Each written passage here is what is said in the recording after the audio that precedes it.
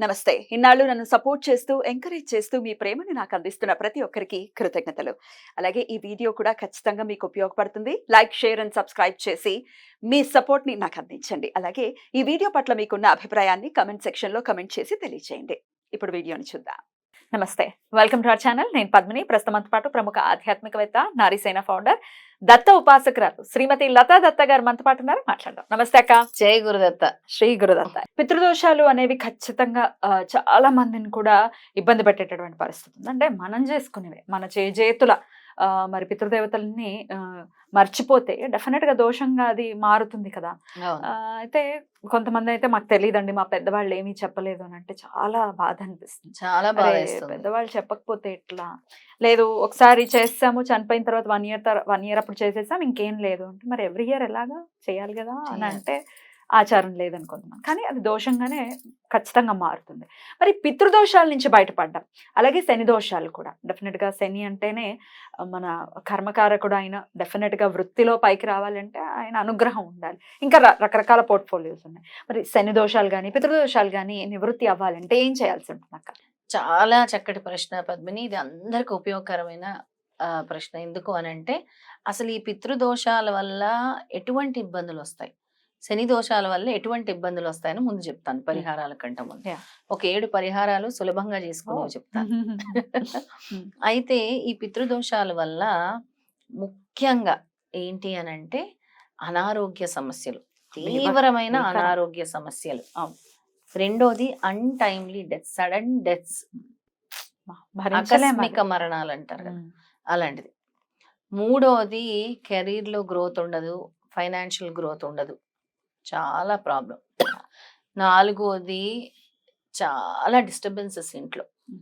ఎలాగా అనంటే కొడుకు జీవితం బాగుండదు, కూతురు జీవితం బాగుండదు, ఆ ఫ్యామిలీలో సెటిల్మెంట్ ఉండదు. ఒక ఫ్యామిలీ ఉందనుకో, పిల్లలు ఒక ఫ్యామిలీ ఉంటే కొడుక్కి జాబ్ రాక పెళ్ళి అవ్వదు, కూతురికి పెళ్ళైనా విడాకులు అంటారు. ఇలాంటి సమస్యలన్నీ కూడా పితృదోషాల వల్ల వస్తాయి, ప్రతి కుటుంబంలో చూస్తున్నటువంటిది. తర్వాత సంతానం, పుట్టిన సంతానం కూడా మానసిక వికలాంగులుగా, ఇంకా రకరకాలు, ఇప్పుడు ఆటిజం అంటున్నాము, ఏదేదో అంటున్నాం, ఇవన్నీ కూడా వీటి వల్ల వస్తాయి. అంటే ఈ రకరకాల పితృదోషాలని దానివల్ల. అందరూ చెప్పేది ఏంటంటే మా నాన్నగారు చేస్తున్నారండి, లేదంటే మేము చేసేస్తున్నాం, ప్రతి అమావాస్యకి పెద్దవాళ్ళకి ఇచ్చేస్తున్నాం. లోపం ఎక్కడుందో తెలుసుకోవాలి. ఇస్తున్నారు, మరి ఎందుకు ప్రాబ్లం సాల్వ్ అవ్వట్లేదు? ఏదో విధానంలో తప్పు ఉండాలి, లేకపోతే పితృదేవతలు ఇంకేదో కోరుకుంటూ ఉండాలి. ఏదో కోరుకుంటూ రిమెంబరెన్స్ అండ్ గ్రాటిట్యూడ్ అని చెప్పారు మన పెద్దలు. వాళ్ళని గుర్తు చేసుకోవటం, వాళ్ళకి మనం గ్రాటిట్యూడ్ చూపించడం అని చెప్పారు. వాళ్ళని ఎప్పుడు కూడా మనం గుర్తు చేసుకోవాలి, తరతరాలని. వాళ్ళు ఉండబట్టే ఆ జీన్స్ తోనే వీఆర్ మేడప్. ఇప్పుడు మీ తాత ముత్తాతల నుంచి యు ఆర్ మేడప్. ఇప్పుడు ఈ వంశం అని ఎందుకు చెప్తారు, ఈ గోత్రం అని ఎందుకు చెప్తారు, అలాగే మనం ఉంటాం కాబట్టి. అయితే వీటిని పోవటానికి మేము పెద్దగా ఖర్చులు పెట్టలేమండి, మాకంత స్తోమత లేదు అనేవాళ్ళు చాలా మంది ఉంటారు. లేదా వీటి నుంచి కొంతవరకైనా మేము ఉపశమనం పొందాలి, పూర్తిగా కాకపోయినా అవి చేసేవి అనేది. ఈ పితృదోషాలకి కానీ శనీశ్వరుడికి కానీ ముఖ్యంగా అమావాస్య అనేది చాలా ఇంపార్టెంట్. అమావాస్య ఇస్ వెరీ వెరీ ఇంపార్టెంట్ అనమాట. ఆ అమావాస్యని చక్కగా వినియోగించుకోవాలి వాళ్ళు. అమావాస్య రోజు ముందు ఇంట్లో ఏదైతే అన్నం వండుతారో చక్కగా తెల్ల అన్నం వండేసి, ఏమీ లేకపోయినా అందులో నల్ల నువ్వులు వేసి పిండాల్లా చేయండి. మీ 3 జనరేషన్స్ అంటే 3 జనరేషన్స్ ని తలుచుకోండి. మూడు పిండాల్లా. ఎందుకు అంటే అన్ని తరాలు మాకు తెలియదమ్మా అంటారు కదా. 3 తరాలని తలుచుకొని 3 పిండాలుగా చేసి పైనకు వెళ్ళి ఓపిక తెచ్చుకొని కాకికి పెట్టండి. మీ స్వహస్తాలతో వాళ్ళని స్మరించుకొని, మాకేమీ తెలియదు, ఇది మా చేతనైనంత మేము చేయగలుగుతున్నాము అని స్మరించుకొని కాకికి పెట్టండి ముందుగా. తర్వాత ప్రతిరోజు ఈ దోషాలు ఉండేవాళ్ళు ప్రతిరోజు కాకికి ఆహారం వేయాలి, ప్రతిరోజు కాకికి బియ్యం వేయాలి. బియ్యం ఉంటాయి కదా, పచ్చి బియ్యం, మామూలు బియ్యం, పావురాలకు కాదు, కాకికి వేయాలి. అదొకటి. మూడోది నల్ల కుక్కలు ఉంటాయి కదా, నల్ల కుక్కలకి రొట్టెలు చేసి వేయాలి. ఎందుకంటే ఈ దోషాలు పోయే ప్రక్రియలు ఇవన్నీ కూడా. అది కూడా శనివారాలు వేయాలి, ఎప్పుడు అని కాదు, సాటర్డేస్ పాటించాలి. నల్ల కుక్కలు ఎక్కడ ఉంటాయో రొట్టెలు మీ స్వహస్తాలతో తయారు చేసుకొని తీసుకెళ్ళి అక్కడ వేయాలి. నెక్స్ట్ ఎక్కడైతే దేవాలయాలు ఉంటాయో, ఎక్కడైతే మఠాలు ఉంటాయో, పీఠాలు ఉంటాయో వాటి దగ్గరికి వెళ్ళి సేవ చేయాలి మీరు. మీ కర్మలు తొలగాలంటే ఊడవటం, యా తుడవటం, కడగటం, అన్నదానం చేయటం, అక్కడ అన్నదానం చేయటము, అలాగే అక్కడ ఉండే హారతి సామాగ్రి ఏమైతే ఉంటాయి అవి శుభ్రపరచటం. కడగటం అంటే అదే కడగటం, లేదా దేవాలయాలు కడగటం శుభ్రంగా, లేదా అక్కడ మొక్కలుంటే నీరు పోయటం, Right. అక్కడ సేవ చేయటం, ఇలాంటివి వాటి వల్ల కొంతవరకు ఉపశమనం లభిస్తుంది. నెక్స్ట్ మీ గ్రామ దేవత, మీ కులదేవతని మీరు గుర్తు చేసుకోవాలి ఖచ్చితంగా.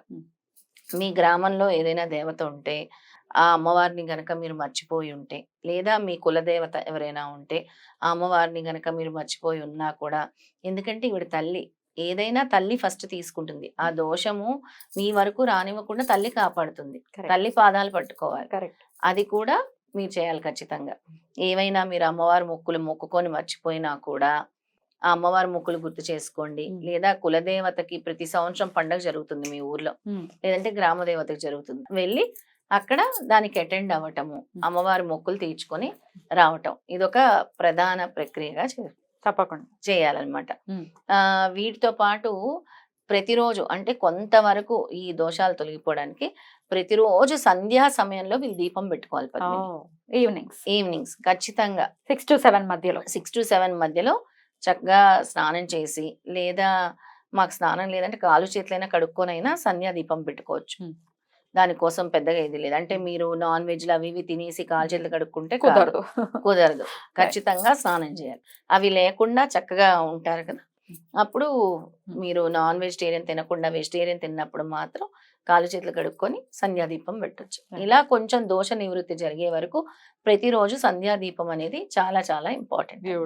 బ్యూటిఫుల్. ఇవి రెమెడీస్ నిత్య దైనందిన జీవితంలో ఇవి కొన్నాళ్ళు అవి చేసుకుంటూ ఉంటే డెఫినెట్ గా మార్పులు అనేవి రావటం చూస్తారు. పితృదేవతల అనుగ్రహానికి ఖచ్చితంగా పాత్రలు అవుతారు. అలాగే తెలుసుకోవాలి ఎప్పుడు పోయారు, ఏం చెయ్యాలి, ఎవరినైనా కన్సల్ట్ చేసుకుని చక్కగా తెలుసుకొని ఆచరించడం.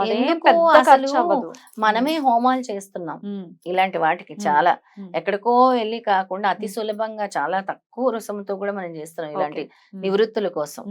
ఇలాంటి దోష నివృత్తుల కోసము చాలా తక్కువ రుసముతోనే మనం చేస్తూ ఉంటాం. ఎప్పుడెప్పుడు ఉంటాయి?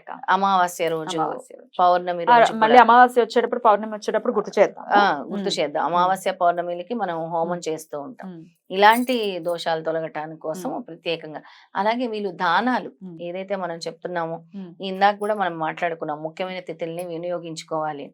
అలాంటి ముఖ్యమైన తిథుల్ని వీళ్ళు వినియోగించుకోవాలి, దానాలు చేయాలి. దానాలు అంటే అమావాస్య రోజు చేయాల్సిన దానాలు అలా మనం చెప్తూ ఉంటాం కదా, వాటిని ఫాలో అయ్యి ఆ దాన ధర్మాలు అనేవి ఖచ్చితంగా చేయాలి వీళ్ళు. తప్పకుండా ఇవన్నీ చేసుకుంటూ ఖచ్చితంగా గ్రాటిట్యూడ్ మీరు అన్నట్టుగా వాళ్ళకి కృతజ్ఞతాపూర్వకంగా మనం ఉండాలి. ఎప్పటికప్పుడు దండం పెట్టుకోవడం అనుకోవచ్చు, వాళ్ళని తలుచుకోవడం అనుకోవచ్చు, చేస్తే ఖచ్చితంగా అనుగ్రహానికి పాత్రలు అవుతాం. చాలా చక్కటి టాపిక్ అక్క. చక్కగా తరుణోపాయాలని చాలా చాలా రకరకాలుగా 7 ways ని చూపించారు. డెఫినెట్ గా అన్ని చేయాల్సి ఉంటుందా, ఏదైనా ఒకటి కూడా చేసుకోవచ్చు? ఏదైనా అంటే ఇవి చేసుకుంటూ ఉండొచ్చు. ఎవ్రీ మంత్ ఒకటి ఇంప్లిమెంట్ చేసుకోవచ్చు. ముఖ్యంగా ప్రతి శనివారం శని దోషాలు తొలగిపోవడానికి అయితే ఎవరికైతే శని గ్రహ బాధలు ఉంటాయో వాళ్ళకి ముఖ్యంగా ప్రతి శనివారం నల్ల శనగలు శనీశ్వరుడికి నైవేద్యంగా పెట్టి వాటిని పంచాలి. దేవాలయాల్లో కానీ ఎక్కడైనా సరే, మీరు అపార్ట్మెంట్స్ ఉంటే పిల్లలకి కానీ అలాగ పంచడం వల్ల కూడా చాలా వరకు శని బాధల నుంచి ఉపశమనం పొందొచ్చు. సంధ్యాదీపం అనేది ప్రతిరోజు చేసుకోవాలి. చాలా బ్యూటిఫుల్ గా ఎక్స్ప్లెయిన్ చేశారు. కృతజ్ఞతలక్క. నమస్తే. జై గురుదత్త. శ్రీ గురుదత్త.